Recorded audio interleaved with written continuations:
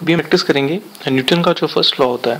Newton का first law की दो एप्लीकेशंस तो हम समझने की कोशिश करें कि न्यूटन का फर्स्ट लॉ किस तरह से अप्लाई होता है।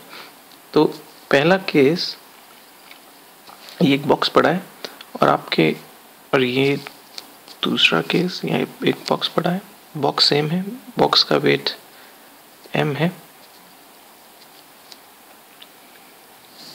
या मान लीजिए बॉक्स का वेट 1 किलो है।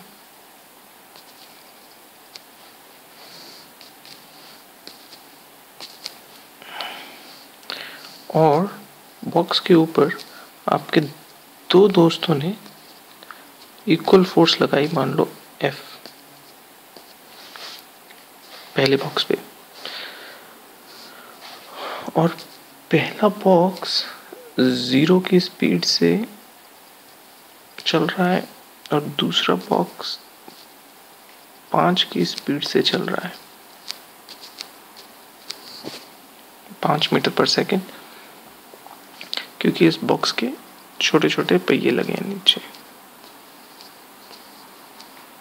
ये है इसके पहिए, और पहले बॉक्स में कोई पहिए नहीं, तो पहला बॉक्स जो है वो खड़ा है। ठीक है, तो अब इसमें भी जो दूसरा बॉक्स है, इसमें भी सेम F और F फोर्सेस लगी दोनों तरफ।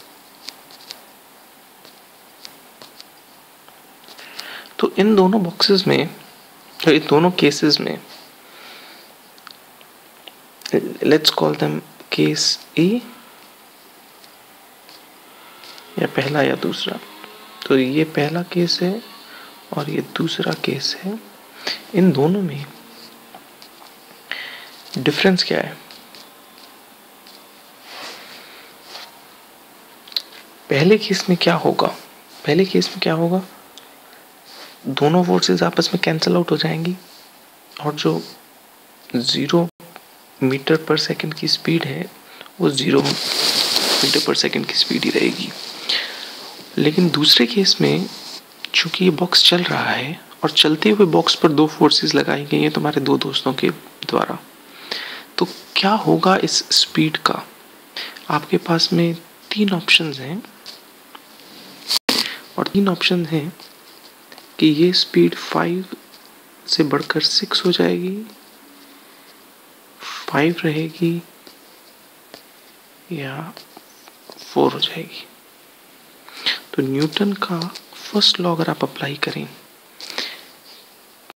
तो न्यूटन का फर्स्ट लॉ क्या कहता है? Delta V divided by delta T is equals to 0 if sigma F is 0।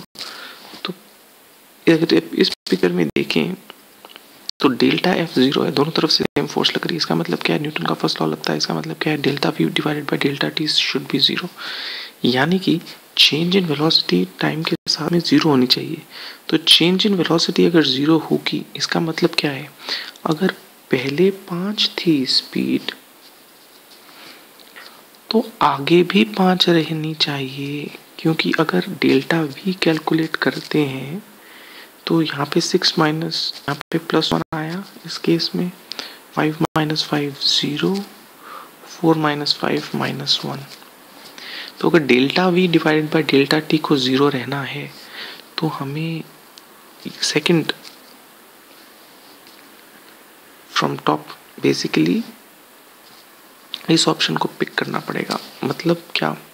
मतलब ये कि अगर स्पीड 5 है तो वो 5 ही रहेगी, क्योंकि delta V divided by delta T को 0 रहना है।